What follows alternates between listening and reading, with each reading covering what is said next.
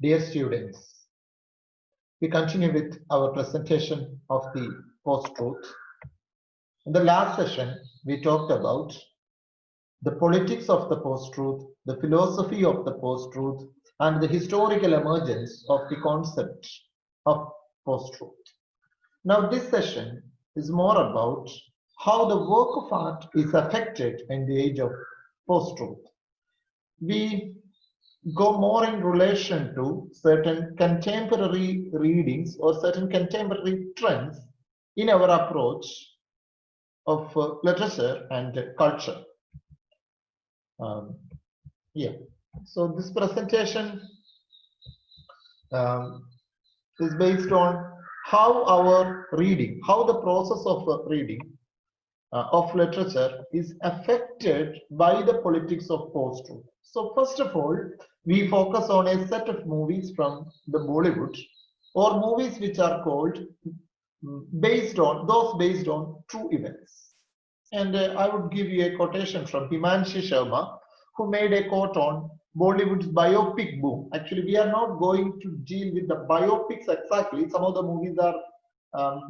movies could be described as biopics, and in the last 10 years, Bollywood had a flood of biopics and movies based on true events. The movies which we focus are movies based on true events rather than typical biopics of celebrities like Mary Kom, Milkha Singh, Sanjay Dutt, etc., etc. We had so many biopics and so many movies based on true events in the last 10 years.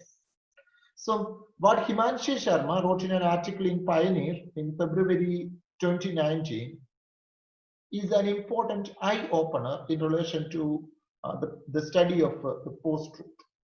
Bollywood aligned itself with the cultural ideology of the ruling party, which strongly favored an involved nationalistic revival.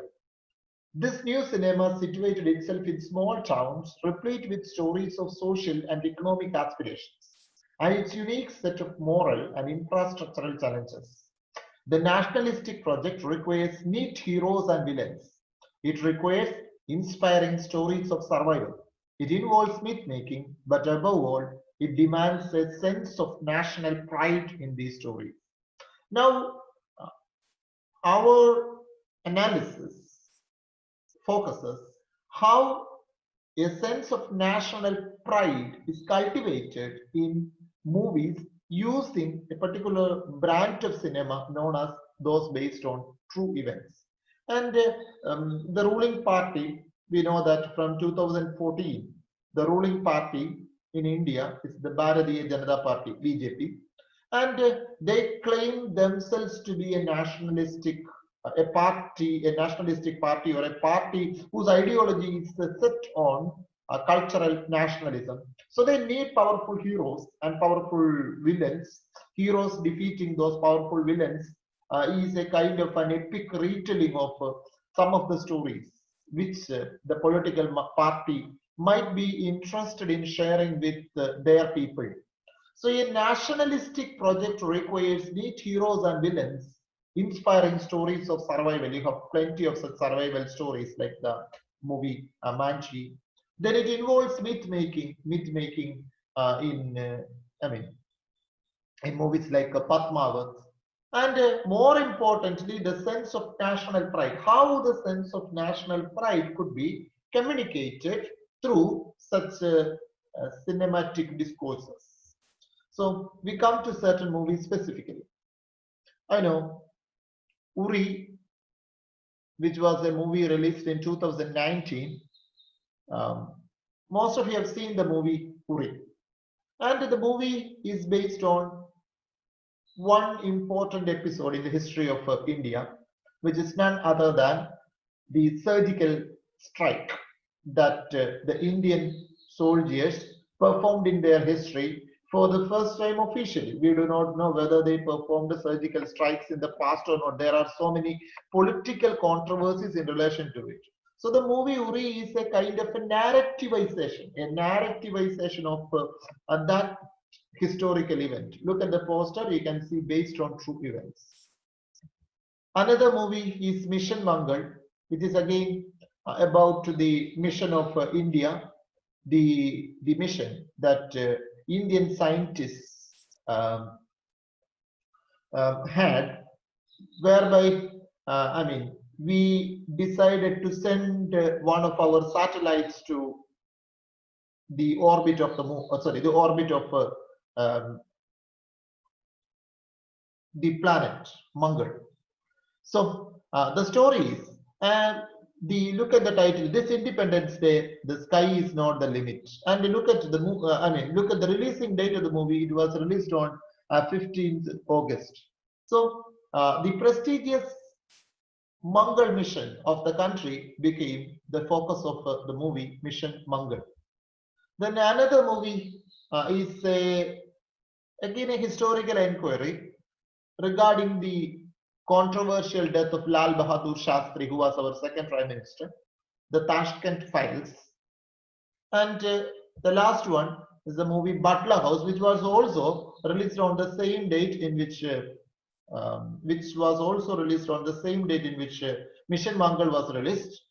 This one was based on the notorious Butler House encounters in Indian history, again inspired by true events. So these are not the only movies based on true events in this period. I'm just focusing on these movies and what these movies are trying to circulate. This is the focus of the presentation. So one important aspect of the presentation is that the state is always right. What these movies are trying to present to the audience, to the spectators, is a kind of a viewpoint in which the state is always right. I will show you certain instances from the movie after explaining the basic point. So the post-truth is a kind of a pro-state politics.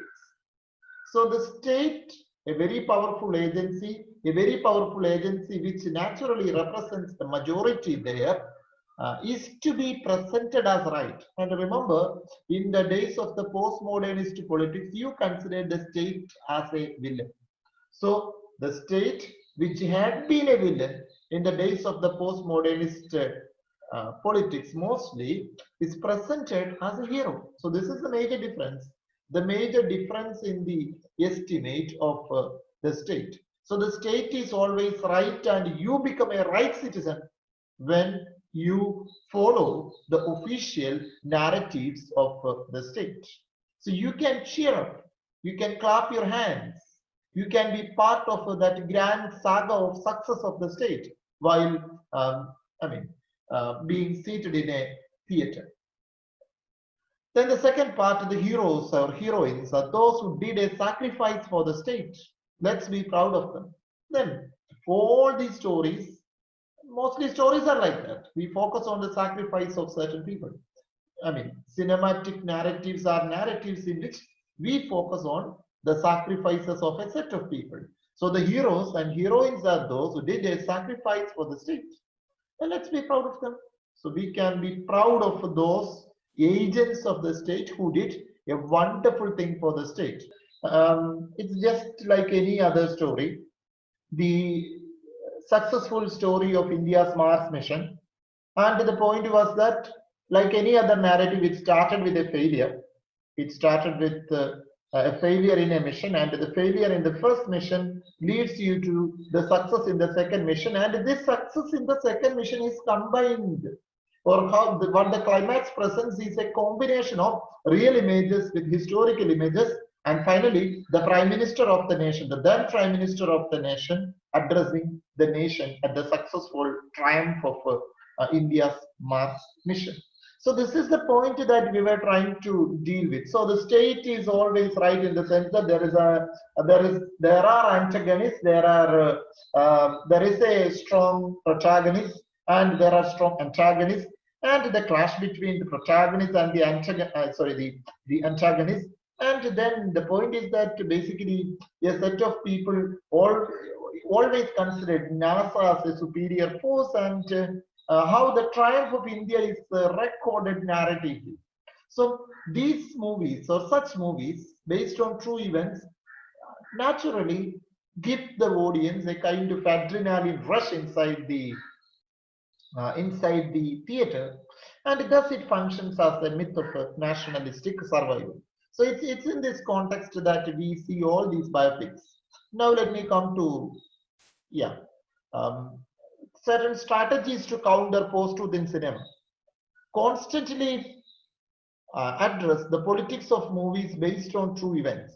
So the strategy to counter post-truth is talk vehemently about the politics of movies. Even I mean, the release of the movie in 2019 August 15 has the politics related to it. There are so many biopics generally prepared to be released immediately before the election or immediately after the election. You know the story of the biopic based on the life of Prime Minister Narendra Modi, which was scheduled to be released exactly at the time of the last general elections in India. Definitely, such a biopic could move a lot of spectators to the theater, and that itself is going to be a strong propagandist tool. In the Kerala context, also, there are many such biopics are, I mean, many such biopics were talked about. I don't know whether they will come before the election due to the, I mean, due to the um, unforeseen COVID-19 situation at present.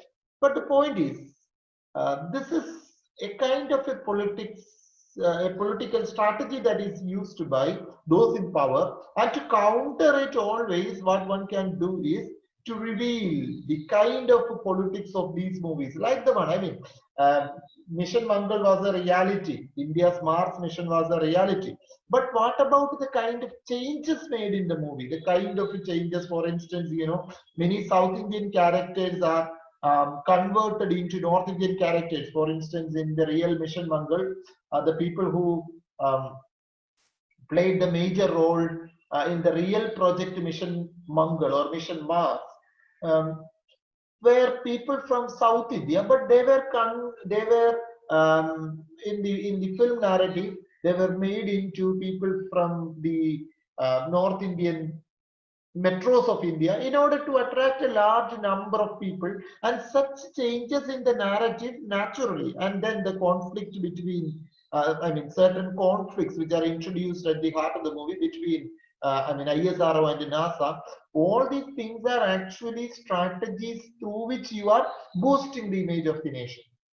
So the address the politics of movies, because cultural nationalism as an ideology suits one set of I mean suits a political party very much, and that is why such movies are very much promoted by those in power. So this is the strategy that should be used in watching these movies. We need to talk about the different aspects of it. The most important thing is that the state is not always right. There are unpleasant instances in the history of the nation, and these unpleasant instances, especially instances in which the state is questioned, must be presented, because then only it becomes a powerful democracy. What is a powerful democracy? A powerful democracy is a process in which you question the state, be it the state of India, be it the United States of America, be it Iran, be it Saudi Arabia, be it anywhere in the world, the state must be questioned. Only when there is questioning of the state, we can call it democracy.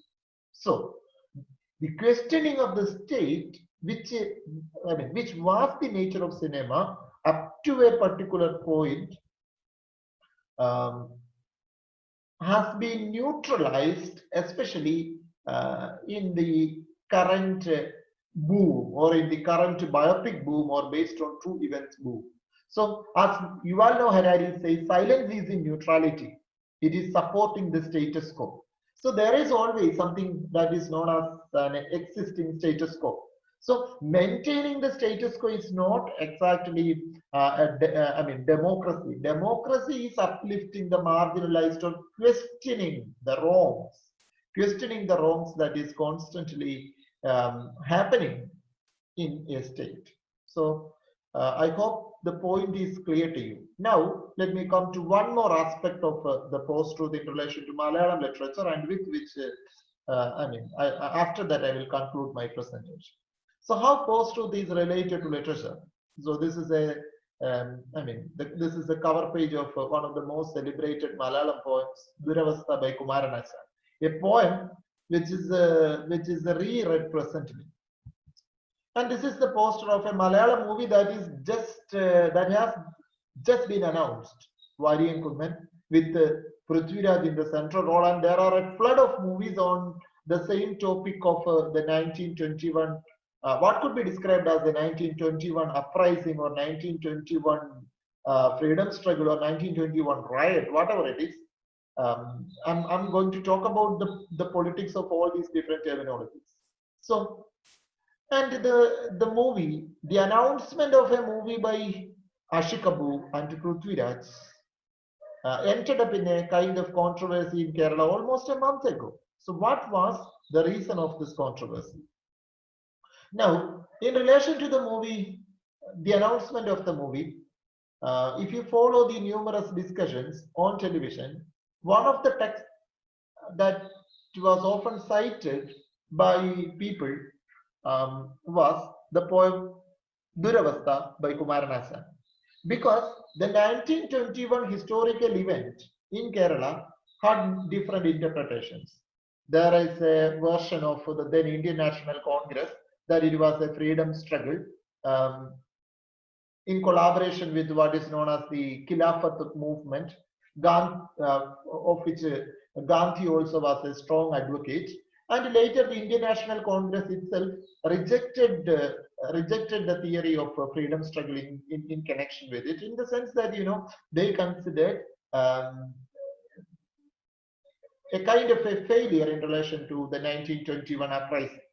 So a nationalistic version of the 1921 uprising could be seen in the I.V. Shashi movie titled 1921 itself, with Mammootty in the lead role, in which the person who is said to be one of the heroes or one of the villains. I'm not taking any particular stance for the time being, but one of the heroes or one of the villains are playing just the role of a sub-hero.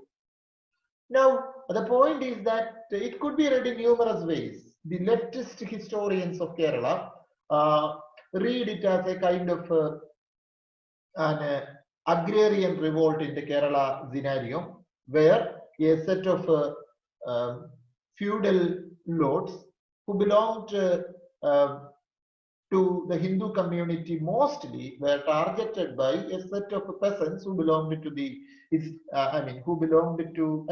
mostly who belonged to Islam.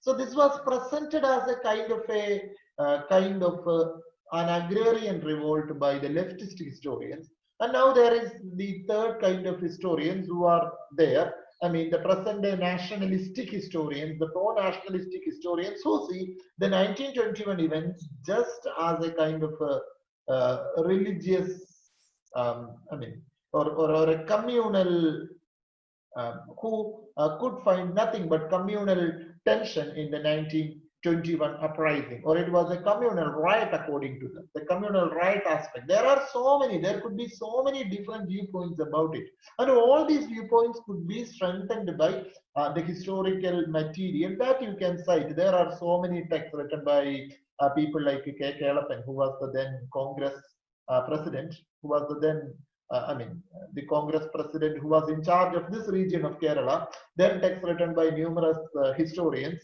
Then there are citations by Gandhi, there are citations by Ambedkar, there are citations by people like EMS, people like Kumaranassan, and one of the texts, these are two instances from the poem Kumaranassan, used by two different set of people to indicate their respective claims. The first one is a claim that is supported by the set of extreme nationalists here, who says that it was nothing but an instance of communal riot where a lot of Hindus were killed mercilessly by a set of Muslim rioters. So they use an instance from Kumaranassan's poem, Hallarna Dushta Muhammadanmar, Keri Kollayitarthaho Thi Kolutti Vendu Poiru Vambicha Manekele Sandana Valliyani Kumari. So this was the instance that it's quoted by these historians. I'm not taking any particular stance, but I'm just presenting a viewpoint, how you use certain ideas in the age of post-truth. So if you have a mindset in which you believe what is known as this majoritarian discourse, then naturally you focus on this aspect of it. Hallarna Dushta Muhammadanmar. This is the one phrase to which there is a kind of a fixation among these people. And the same thing, the same Duravastha is read by people who challenge this kind of a claim, people who argue that it was a kind of a freedom struggle, and Duravastha as a text presented the then rather very complex socio-historical realities of Kerala, and they would say that അന്ത നായന്മാർ തുടങ്ങി കീഴ്പോട്ടുള്ള ഹിന്ദുക്കളായിരുന്നോരത്രേ ആട്ടും വിലക്കും വഴിയാട്ടും മറ്റു നിക്കൂട്ടർ സഹിച്ചു പൊറുതി മുട്ടി വിട്ടതാം ഹിന്ദുമതം ജാതിയാൽ താനെ കെട്ടുകഴിഞ്ഞ നമ്പൂരി മതം കേരളത്തിങ്കൽ മുസൽമാന്മാർ പശ്ചിമ പാരങ്ങളിൽ നിന്ന് വൻകടലിൽ ചീറും തിരകൾ കടന്നോ ഹിമാലയമേറിയോ വന്നവരേറെയില്ല. Now, regarding the origin of the same people who made this revolt, there is again another version that is presented. The people who made this kind of an uprising was a set of people who gave up the religion of Hinduism then, caste Hinduism then, precisely because they could not tolerate the element of casteism present in the then Hinduism here. So that is why the fourth version of the 1921 events present is presented through the angle of the subaltern historians of Kerala. So what I was trying to state is that this is an instance of the reading of a work of literature, because in the absence of a concrete truth, you can read a text in the way in which it lies. So if you are a supporter of extreme nationalism, then you read the text only in the first version, or if you stand for majoritarian Hindu nationalism, you can read the text only in the first perspective alone. And if you are a supporter of some alternative views, you read the text in relation to the second viewpoint. You are not concerned with historical truth. You are not concerned with with the actual political truth of anything, but you take only those elements which might suit your argument. So anything can be presented according to your convenience, and this is actually the kind of a post-truth world. I hope that it's pretty clear to you. So anything, any instance, even corona can be presented in the post-truth world in such a way. For instance, the present COVID-19 pandemic is presented by Donald Trump as Chinese virus. The term Chinese virus is a political denomination. A political denomination in the sense that Donald Trump wanted to assert the fact that America is threatened by one of the major emerging powerhouses of the world, that is China. Even in many states of India, the term that is used for COVID-19 is Chinese virus rather than the scientific term COVID-19. So in the Kerala scenario, we have COVID-19 because, in Kerala, you don't have a kind of a politics which accuses China very much for the spread of what is known as COVID-19. So the point is that any term that you use at any point contains a politics, and this is not something that is part of the post-truth alone. This is something that emerged in the theory way. But the point is that what kind of a narrative to which you believe in. For instance, if you are an anti-Chinese in thinking, then you would strongly support the claim that coronavirus was manufactured in the labs of China to gain economic supremacy in the world by destroying the economy of different countries of the world. So this is a theory, a hypothesis that is in currency in the world.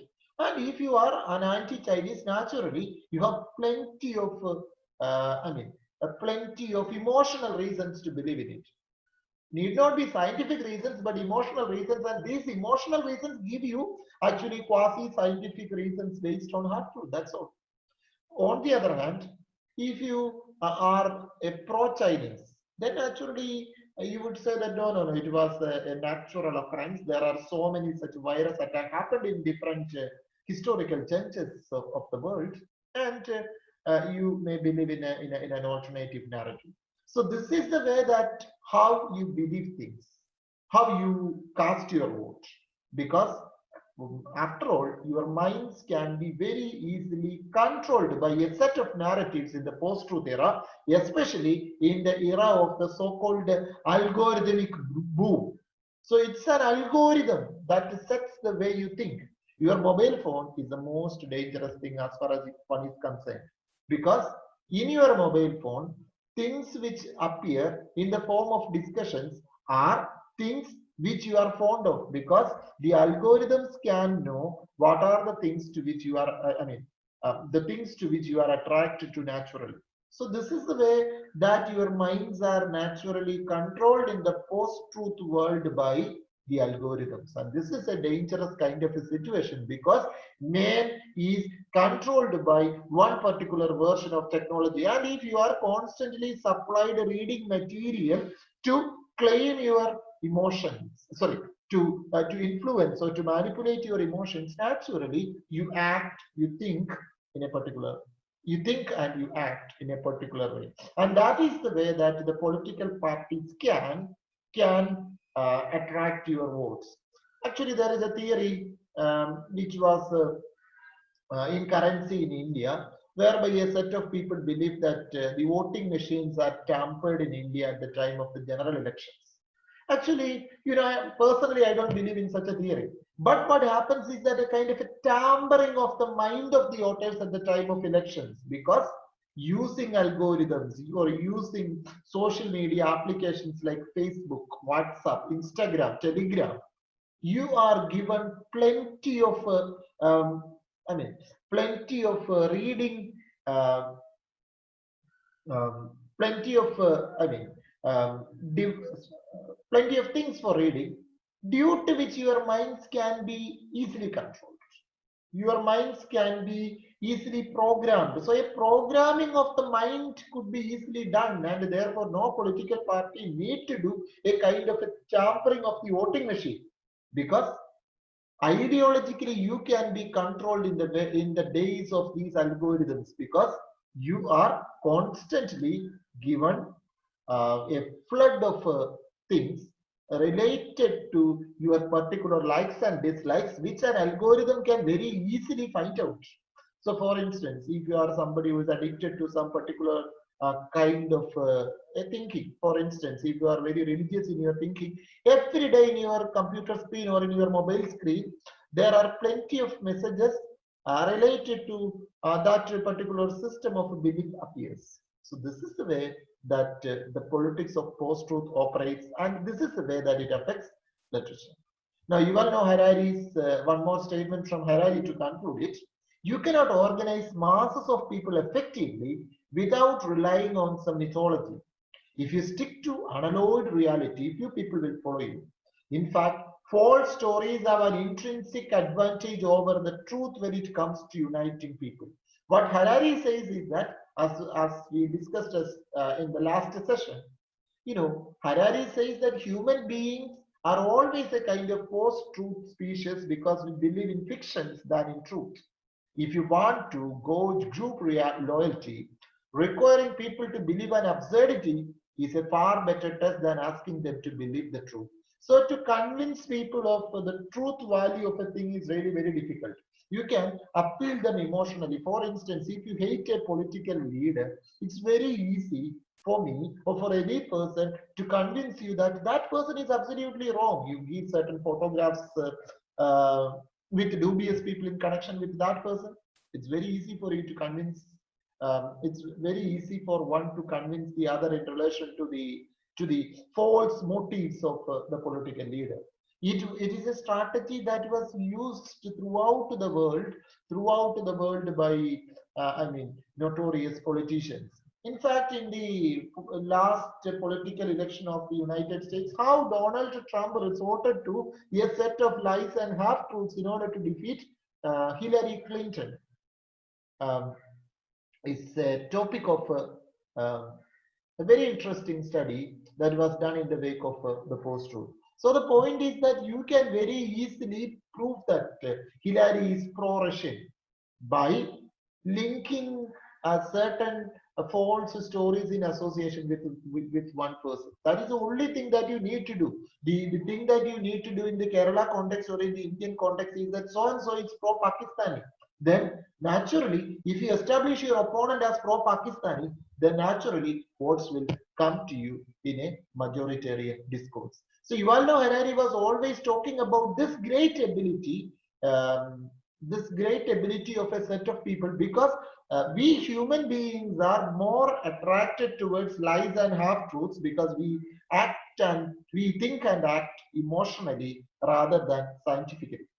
So we do not have intelligence at the very core of our thinking. So this is what he says in one of the extracts in 21 Lessons for the 21st Century. So it is always a world of falsehood, fictions, half-truths, not a world of truth. It is very difficult to convince somebody of the truth value of a situation. You try to speak the truth and try to convince a person. It is very difficult for you. You just appeal to his emotions.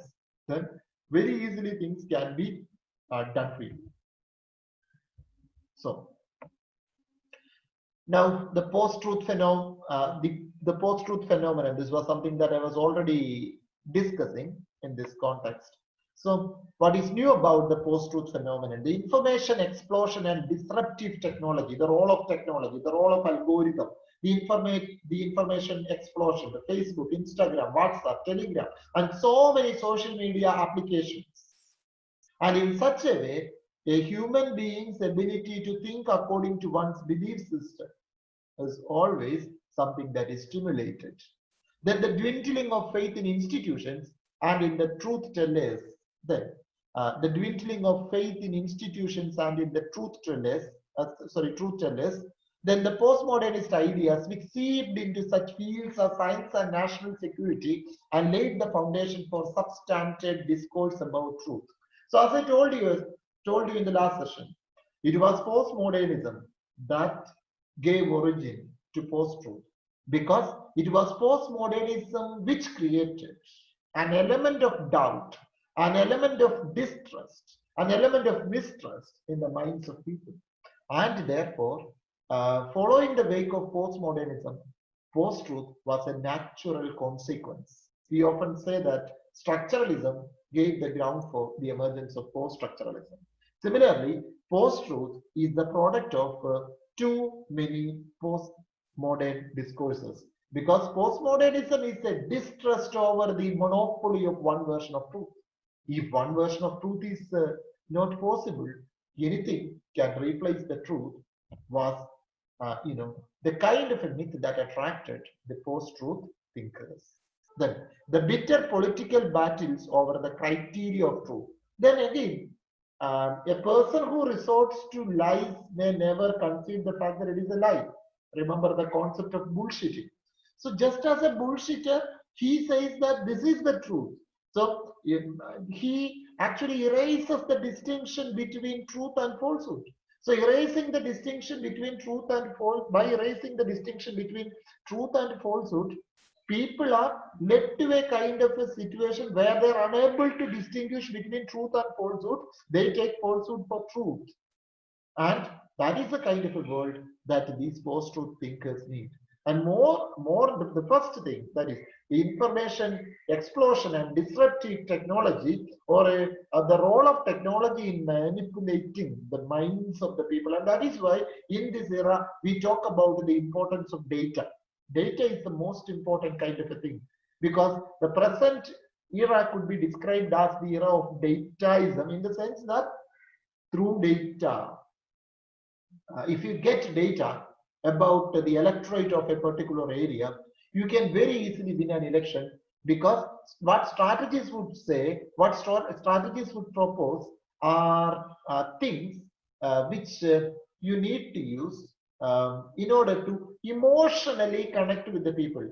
If you make some very scientifically governed speeches, people cannot be won. The mind of people cannot be won. Instead, you resort to your religion. You resort to their emotional, you resort to their emotional appeals. You can very easily win elections. And these strategies are people who propose you ways to connect with such people. That's what strategies are telling you to do. So don't take our politicians as people who are fools or stupid. So you don't assess them with your scientific frame of mind. You are always going to be wrong. When a politician makes a statement appealing to one particular set of religion, he has a particular motive because he is going to emotionally win his electorate, or he is attempting to win his electorate emotionally. Yeah, that is the end of our presentation. Since it is a presentation via video, there is sorry, video, or it's a recorded session. It's going to be a recorded session. I'm recording my speech. There is no scope for any questions here, but in case you have some questions, you can reach out to me. You know me as an assistant professor. I'm an assistant professor of English at St. Joseph's College, Devagiri. You can personally contact me, or if a live session for question answers is arranged, I can be present there, trying to answer your questions. I don't have answers to all your questions, but the fact that you should keep in mind is the truth is that truth was never high on the agenda of Homo sapiens. So our culture, since the very beginning, it's again a quotation from Yuval Noah Harari. So Harari says, organized around half truths. So it's not on the basis of truth that we lived.